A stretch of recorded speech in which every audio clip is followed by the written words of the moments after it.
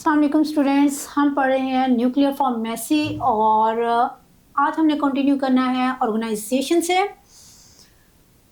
Organisation में हम पढ़ रहे हैं कि रेडियो फार्मास्यूटिकल सर्विस जो है it is rendered from a division of the hospital pharmacy और by a section under the nuclear medicine department. जो रेडियो फार्मास्यूटिकल सर्विस है इंस्टीट्यूशंस में, ये न्यूक्लियर मेडिसिन डिपार्टमेंट के डिवीजन्स में आ जाती हैं। The nuclear medicine is a clinical specialty dealing with the application of the radionuclides. Nuclear medicine जो है क्लिनिकल स्पेशलिटी है जो कि डील करती है application of the radio nuclide के साथ। As an integral part of the nuclear medicine department, radio pharmacy functions under the management of head of nuclear medicine department who is a physician. Nuclear medicine का क्योंकि integral part है तो radio pharmacy जो functions हैं ये आ जाते हैं head of nuclear medicine department में। तो जो मैनेजमेंट है head of nuclear medicine department की वो कौन करता है? वो एक फिजिशियन मैनेजमेंट कर रहा होता है। Medical physicist for the implementation of radiation protection is his colleague and radio pharmacist will be in charge of radio pharmaceutical administration, nurse and nuclear medicine technologist. अब हम कह रहे हैं कि इस सर्विस में कौन कौन लोग शामिल होंगे। सबसे पहले तो आ जाते हैं फिजिस्ट जो कि हेड करेगा न्यूक्लियर मेडिसिन डिपार्टमेंट को। फिर आ जाते हैं रेडियो फार्मासिस्ट। रेडियो फार्मासिस्ट के अलावा रेडियो फार्मासिस्ट क्या होगा? वो इंचार्ज होगा रेडियो फार्मास्यूटिकल एडमिनिस्ट्रेशन का। नर्स होंगी और टेक्नोलॉजिस्ट मौजूद होंगे ऑर्गेनाइजेशन में। In pharmacy department, radio pharmacy unit performed under the direction of pharmacy director. ये जो रेडियो फार्मेसी डिपार्टमेंट है इसमें रेडियो फार्मेसी यूनिट जो है ये काम करता है under the direction of pharmacy director. As premises, the radio pharmacy may be located within the pharmacy department or in the nuclear medicine department of the institution adjacent to radio isotope administration area. Premises की बात करें तो radio pharmacy जो है ये locate करती है within pharmacy department और nuclear medicine department of institution में, जो कि करीब होता है रेडियो आइसोटोप एडमिनिस्ट्रेशन एरिया के।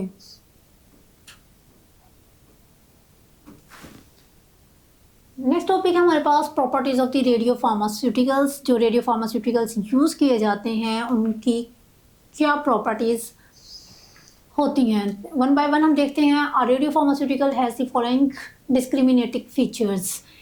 Difference between the ordinary pharmaceutical and radio pharmaceuticals के दरमियान डिफरेंस है। पहला डिफरेंस किस चीज़ का है? Presence of radio activity. Radio pharmaceuticals में रेडियो एक्टिव न्यूक्लियाइड मौजूद है। एक difference, due to presence of radio nuclide radio active atoms as an integral part of the radio pharmaceuticals, it is associated with emission of radiation, thus requiring the special precautions during the handling। हमने पढ़ा कि radio pharmaceuticals क्योंकि इनमें radio nuclide मौजूद है जिसमें से emissions होती रहती हैं रेडिएशंस की, इसलिए इनकी हैंडलिंग जो है प्रिकॉशंस रिक्वायर करती हैं। Scarcity of the scarcity of pharmacological effects. हमने पीछे ये भी पढ़ा था कि जो रेडियो फार्मास्यूटिकल्स होते हैं इनमें माइन्यूट क्वांटिटी मौजूद होती है, फार्माकोलॉजिकल इफेक्ट इनका नहीं होता।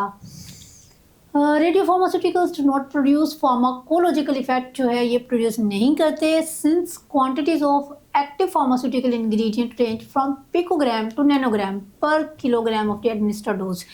ट्रेस बिल्कुल माइन्यूट सी क्वांटिटी मौजूद होती है एक्टिव इंग्रेडिएंट की, पिकोग्राम में नैनोग्राम में मौजूद है, इसलिए इनका फार्माकोलॉजिकल इफेक्ट नहीं है। हैविंग शॉर्ट हाफ लाइफ, इनकी जो रेडियो फार्मास्यूटिकल्स है इनकी हाफ लाइफ जो शेल्फ लाइफ है वो शॉर्ट होती है, short shelf life.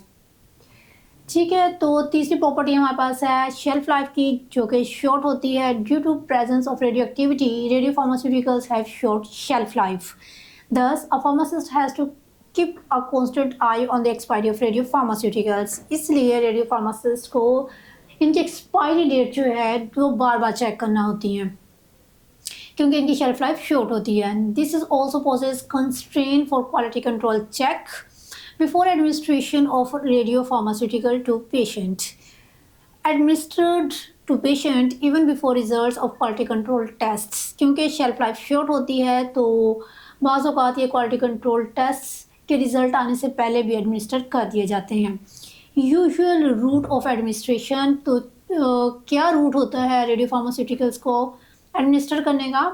Most of the radio pharmaceuticals are prepared as sterile pyrogen free intravenous solutions to be administered directly to patients. ज़्यादातर जो रेडियो फार्मास्यूटिकल्स प्रिपेयर किए जाते हैं वो स्टीराइल होते हैं, पायरोजन फ्री होते हैं, आईवी सॉल्यूशन होते हैं जो कि एडमिनिस्टर किए जाते हैं directly to patients. Other less common route of administration जो है, जो कम यूज़ होते हैं आईवी रूट के अलावा, वो है oral, interstitial and inhalation route. For example inhalation में क्या आ जाएंगी? रेडियोएक्टिव गैसेज आ जाएंगी, एरोजोल्स आ जाएंगे। नेक्स्ट प्रॉपर्टी है dose measurement in terms of the radioactive units. इनकी जो डोज कैलकुलेट की जाती है रेडियो फार्मास्यूटिकल्स की, वो रेडियो एक्टिव यूनिट्स की फॉर्म में की जाती है। The dose of a radiopharmaceutical is measured in units of radioactivity rather than milligram ml etc.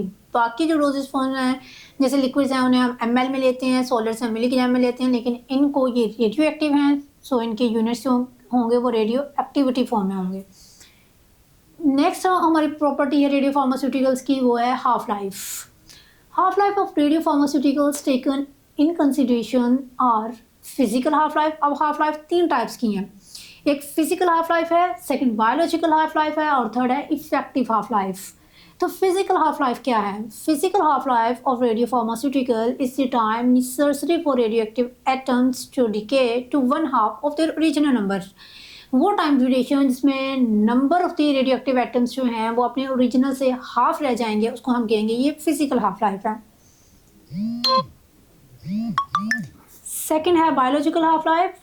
Biological half-life is the time required for body to eliminate 1/2 of administered dose of any radiopharmaceutical by the process of biological elimination। तो biological half-life में ये वो time है जिसमें body जो है eliminate कर देती है half of the administered dose को बाय बायोलॉजिकल प्रोसेस के जरिए। इफेक्टिव हाफ लाइफ क्या है? Effective half life of radio pharmaceutical is the time required for administered radio pharmaceutical dose to be reduced by 1/2 due to both physical decay and biological elimination। Physical और biological elimination दोनों के जरिए जब elimination होती है और इससे dose half रह जाती है, उस टाइम ड्यूरेशन को हम कहते हैं इफेक्टिव हाफ लाइफ। ये हमारी प्रॉपर्टीज थी रेडियो फार्मास्यूटिकल्स की, जो कि यहाँ पे ख़त्म होती हैं। नेक्स्ट है practice regulation. Practice of radio pharmaceuticals as well as premises for this practice require NOC from Pakistan Atomic Energy Commission. इस प्रैक्टिस करने के लिए इसके लिए एनओसी रिक्वायर है, जो कि Pakistan Atomic Energy commission issue करती है। ठीक है, फिर आ जाते हैं restrictions on the quantity used.